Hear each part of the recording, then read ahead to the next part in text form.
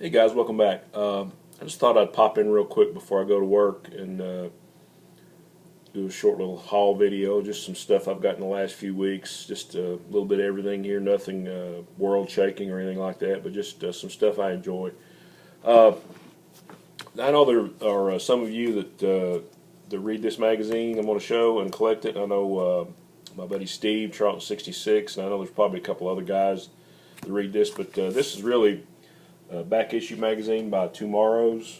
This is really one of the best, I guess, fanzines or magazines you can buy pertaining to like 70s and 80s comics. You know, I guess the Bronze to the Copper Age or whatever you want to call it. A lot of people got their own definitions of when that started and stopped, but this has got some great stuff in it. This issue is dedicated to the greatest stories never told, just stuff that maybe got green lighted and then got aborted, or were in the planning stages or whatever, but has some really great articles in. Haven't got to read it all yet, but you have an Alex Ross Unrealized Fantastic Four reboot.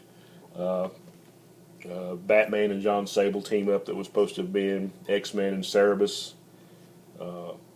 Just a lot of stuff.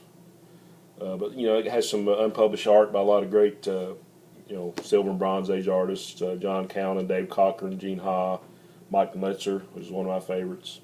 Just some really, really cool, if you're interested in history of comics and behind-the-scenes stuff, and which I'm a fanatic about myself. This is a great magazine. This is number 118, by the way, if you guys want to pick that one up. Here's another one I didn't have, number 115. This is dedicated to SciFi Superheroes, and here you have Dreadstar.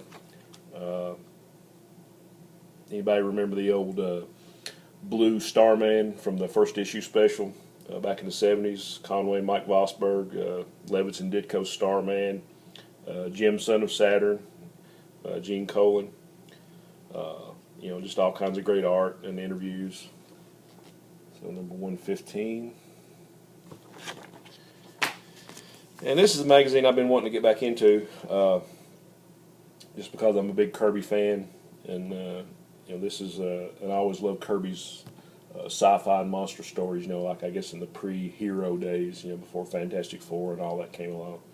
But this one is Jack Kirby Collector 77, and this is dedicated to Monsters and Bugs issue. So a lot of great stuff in there, interviews and artwork by Kirby.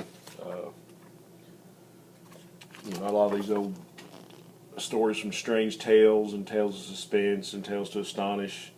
A lot of this stuff got reprinted later on in some of my favorite early Marvel memories, like Where Monsters Dwell and Where Creatures Roam, and Chamber of Chills and all that kind of stuff. And there's a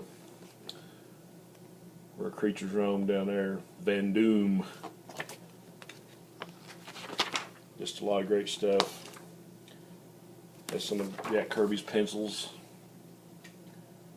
Now, this is one of our magazine I really want to get back into collecting and reading again. It's got some great stuff, especially if you're a Kirby fan. So, okay, this next thing I got, a lot of you know I'm a big fan of team books. I'm a big fan of the Justice League and the Avengers and the All-Star Comics, especially JSA, Justice Society.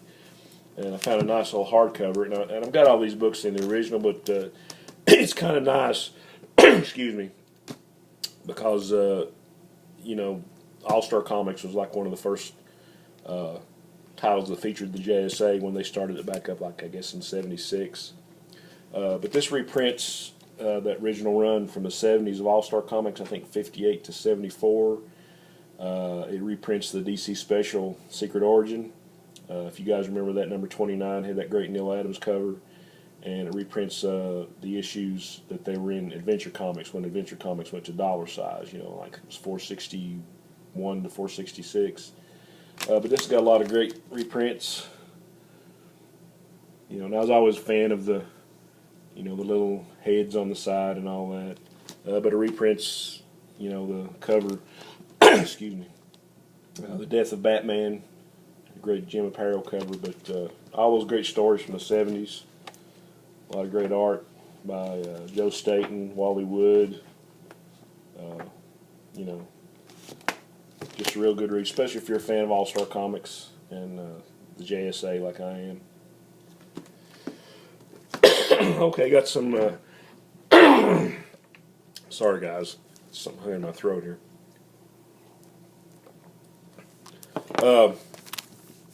But like a lot of you too, I'm a big fan of the EC stuff, and a lot of the originals are very, very pricey, even in ratty shape. And I've got a few, but I've been trying to gather a lot of the reprints, especially the sci-fi stuff. So I think these are some ones that Gladstone came out with back in the early 90s, I think. Maybe Russ Cochran. Several people and companies reprinted this stuff. I think Dark Horse got the Archive series in the hardback. Here's Weird Science number 2, and all these have Wally Wood covers.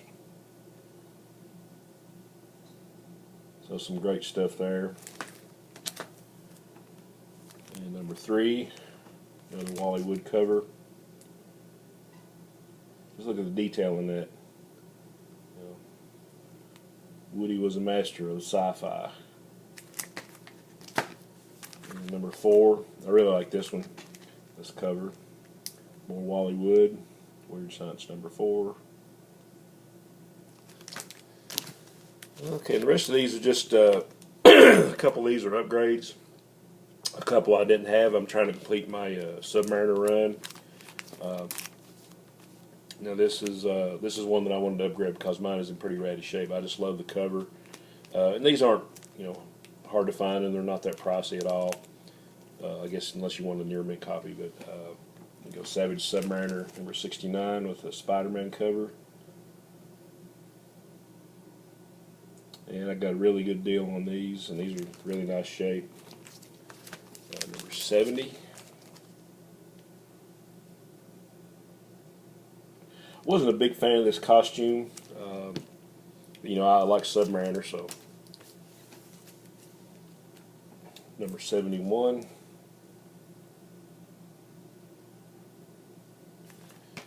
And I think this is the last issue, number 72, with the slime thing.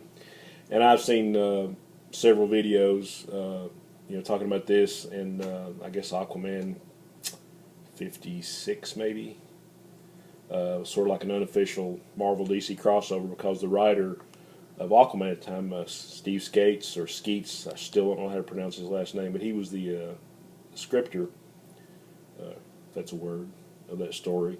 And then he went to Marvel, and I guess he wanted to finish that story, so he kind of put the same concepts and storyline in the last issue of Submariner. So I guess you got an unofficial Submariner Aquaman team up. And there's some great videos out there about this. I'm not really sure. I know I watched a couple, but I'll find out and I'll try to get that on there. And apologies to guys that did it, because I can't remember exactly who put it up. But great story.